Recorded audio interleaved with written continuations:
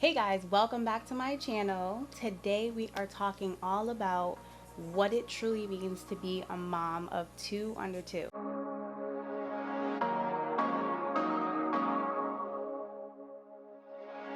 You all know that I just recently had my second baby and she is the sweetest. But boy, will I tell you, it is drama in this house right now.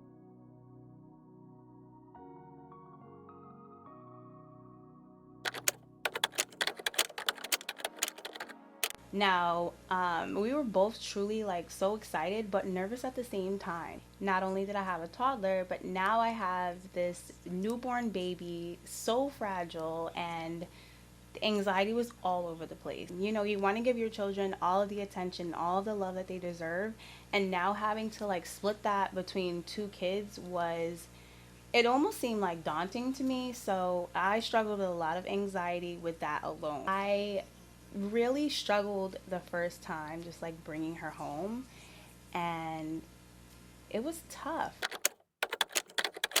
We were in a one bedroom and Ayla was in our room sleeping in the crib across from our bed.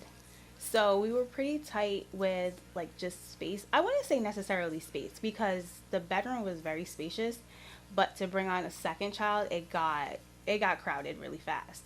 So we were in the process of moving into a two bedroom, and of course the girls were going to share a bedroom. So when we brought baby girl home, she slept in a bassinet, which was Ayla's. So we used a lot of the stuff that we had from Ayla, which was really nice because we didn't have to go out and necessarily buy anything new. So we used the bassinet that we had with Ayla, and if you don't know this, they are 15 months apart. So that means I got pregnant when Ayla turned 6 months. So the one thing that we struggled with was bedtime. We were all sleeping in the same room, and she, as any newborn would wake up in the middle of the night, want to nurse and be close to me and things like that.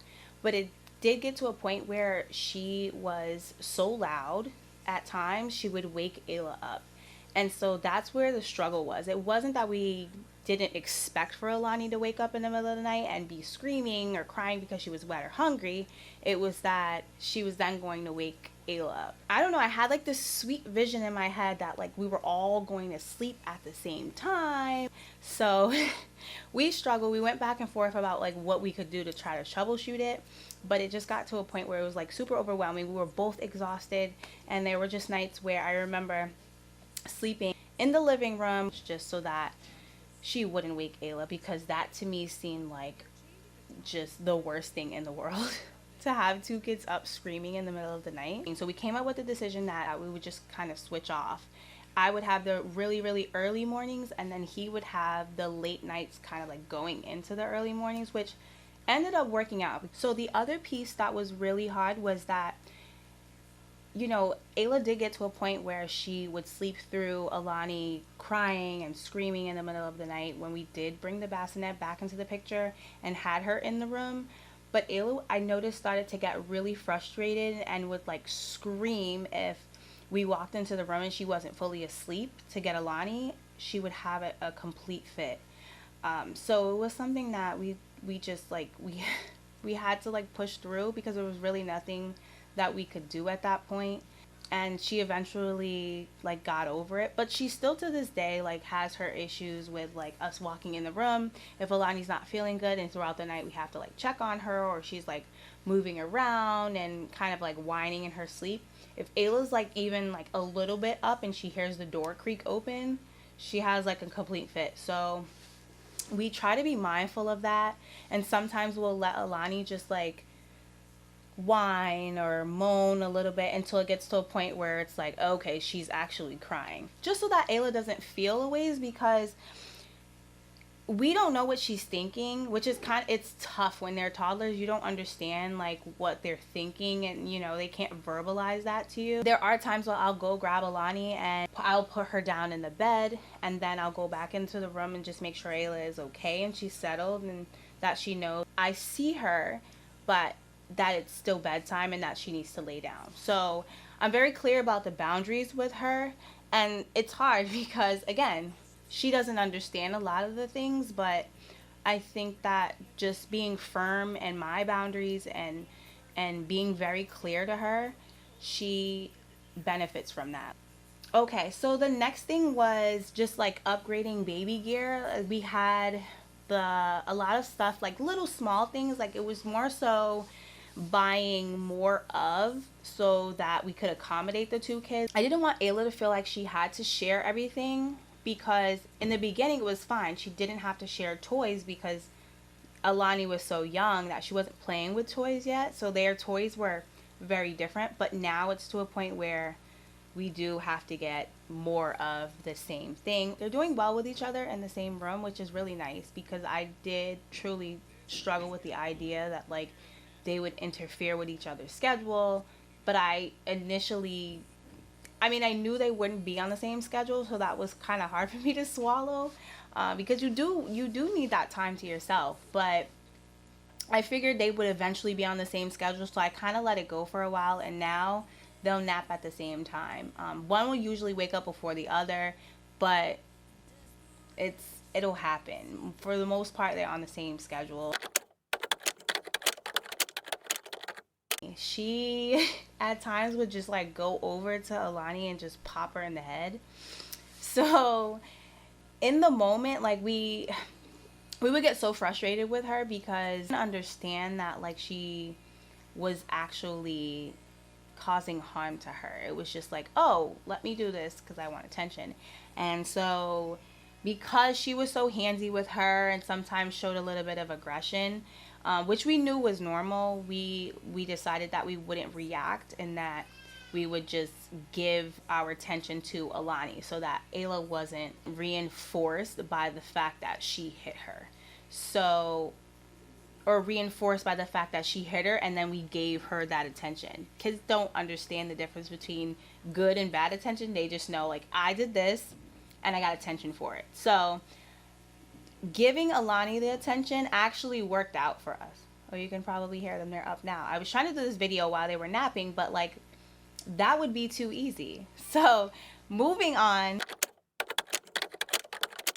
So one of the other ways that we troubleshooted this issue was that we started to give Ayla more opportunities to help with Alani.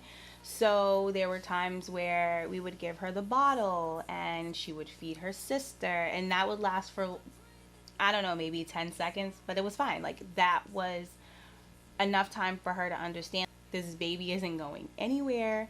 She is here to stay and I need to be nice to her. And so because Ayla thought that she was helping out, cool, she was fine with it, no problem. And like I said, it lasted 10 seconds, but it was helpful because now that I see her as an older sister, now that Alani's a lot more independent, she is truly like a little helper. Those moments were really special to watch, and just to see like how truly loving Ayla really was towards Alani. It was just something new. And once she kind of figured out, hey, this baby's here to stay, like she watches everything and she does everything that I do. The laundry with having two kids under two is insane. It's crazy. Not to mention, they both are in daycare now, so they're both outside of the home for the hours that I'm away at work. And it's become a thing where, like, I don't really have a choice but to do the laundry because they need clean clothes for school. They also need extra clothes for school. So if you're sending your kid to daycare, you just want to be mindful of that.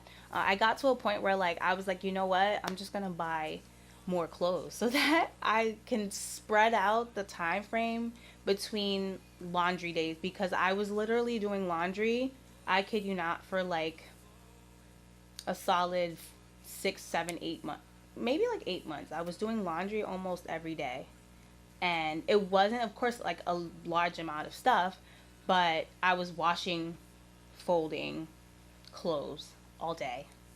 And if you have ever folded baby clothes, it is such a tedious thing. Like, it is the most annoying thing to fold baby clothes. I don't like doing it. I don't even like folding my own laundry. So the fact that I have to fold small pieces of clothing, it's super annoying. So yeah, so I bought more stuff so that I would be able to spread out the days between laundry. The next thing I'm going to talk about is just being so burnt out with attention. And if you know, toddlers require so much attention. Now that Alani is walking and talking, well, not talking, let me not say that. She's not talking, but she thinks she's talking. So now that all of that is happening, it has been crazy in this house. And now they're to a point where they'll play with the same toys, but we're getting to a point where now we are completely fighting over different toys. It doesn't even matter. It could be a toy that one of them is playing with, and then the other one puts it down, the other one grabs it. Now all of a sudden we have a full-blown fight over the toy. So I have been playing referee from day one. So that I feel like that's just not going to change. I'm starting to notice that in the moments where I am giving Alani attention and I'm smiling at her and talking to her, and we're just like making eye contact and we're really close and we're just like, I'm tickling her or singing a song, Ayla, from the corner of my eye, I can see her. She is not feeling it. She is like, this, no. And if this is going down, I'm in it. So she's not really feeling me in those moments. But because I realize that now and I pay more attention to it, I'm more accepting to the fact that she will come over and she will demand the same attention, and I give it to her. I don't want her to ever feel like because I'm with her, because I'm with Alani in that moment, that I can't also acknowledge her. And I understand that. Like, some people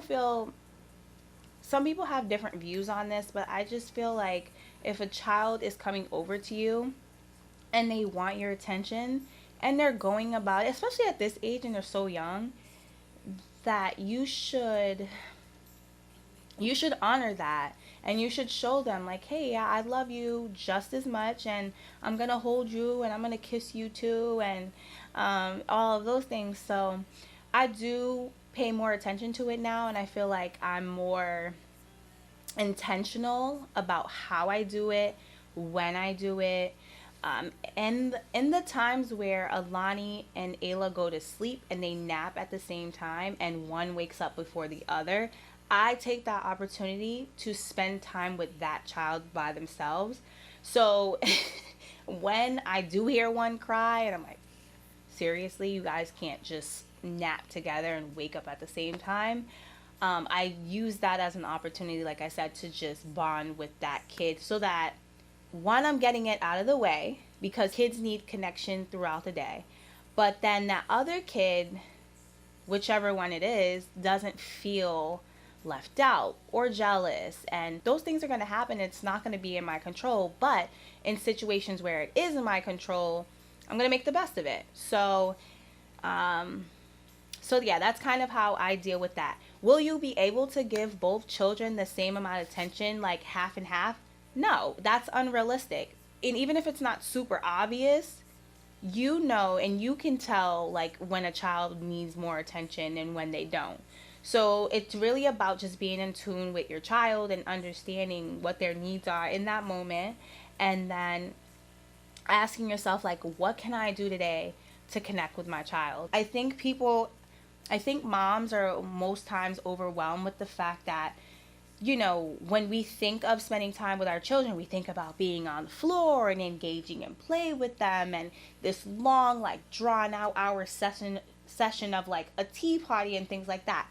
Kids on average, and research shows that kids on average only need about 7 minutes of their parents' time in a day. That's a 24-hour period. You can give your child 7 minutes. And when I say give your child 7 minutes, I truly just mean being engaged and being present in the moment. You're not watching TV and you're not on your phone, because kids feel that and they know when you're giving them your full attention. So if you are on your phone and you're watching TV and you're not paying attention, of course they're going to feel a ways, or of course they're going to feel disconnected from you because you're not totally present. Jeez. Say cheese. Cheese. We gotta wipe your nose. We had also planned to take Ayla's pacifier early on, but because Alani came home, it was too many transitions for a child to go through. So we ended up taking the pacifier later on, honestly, closer to like 18 months, because it was just so, I thought it would be too much for her. So we made that executive decision to, keep the pacifier in the picture until we made other transitions and she got comfortable with Alani. I'm actually going to share footage of like some of their interaction because I feel like that's important for you to see. Okay. So the things that we truly struggle with is like going out places.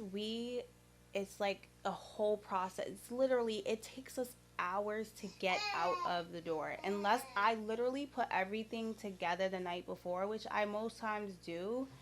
It just, no, you're gonna have to sit with me because you're touching my camera. It's such a struggle to get them out the door. So oftentimes I will prep everything before I leave the house. At night, so let's say we're going somewhere Saturday morning, Friday night, I'm usually prepping everything. I'm getting the bags together. Everything that I can get together the night before, I do. Then the snacks and water cups and things like that, everything like food related, I usually wait till the morning to pack. The other struggle we have is just simply them picking up bad behavior from one another. So Alani has been seeing Ayla have tantrums, or like witnessing Ayla have tantrums throughout the day. And usually it's like one or two in a day. Because she does see that happen, she has been throwing herself on the floor and having a fit when she doesn't get her way, which is typical of like the toddler age, but it's become more frequent because she sees her sister doing it. And then there have been a few times, not recently, but sporadically it'll happen, especially before we got rid of the pacifier for Alani. Ayla would pick up Alani's pacifier and put it in her mouth. I'm not totally sure. I mean, I'm not going to call it regression, right? Because it's like, it's so sporadic and she doesn't care about it after I tell her to take it out of her mouth. But it's something that I did notice. Every time I do see it, I nip it in the bud and say, hey, look, we don't use a pacifier anymore. We don't need that. And that's not yours. It's Alani's. So that has been a thing that has been happening. But again, we nip it in the bud. It's real strict. It's real like quick and to the point. We're not having like these long drawn out conversations because toddlers just don't understand that. And they don't have the brain capacity to just like sit there and listen to you ramble. And the other piece that like we're struggling right now with is the fact that Ayla is in the process, or is being potty trained. It's difficult to have one child using the potty and then the other one being in diapers, because there are times where I feel like Ayla has accidents, especially at home. She has accidents because she wants that connection. She sees us changing Alani's diaper, and that's an opportunity for connection, and she's not really getting that. So I'm mindful of that, and I realize that. So now I have taken note, and we will sing songs while she's on the potty. And that doesn't always happen. I'm not always gonna sing to her when she's on the potty, but when I have the opportunity to do it, I do it, because again, kids want connection, and what better time than waiting for them to tell you they're done pooping. And then just like I said before, like boundaries are important for children. They might resist in the beginning, but they truly do like to know like what's coming next or what to expect from us in certain situations. So I try to maintain boundaries and maintain the expectation that I have, because I feel like once I waver from that, it becomes like a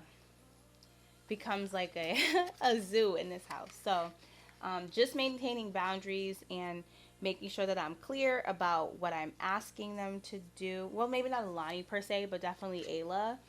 She is now working on like 2-step directions, so we're working on that.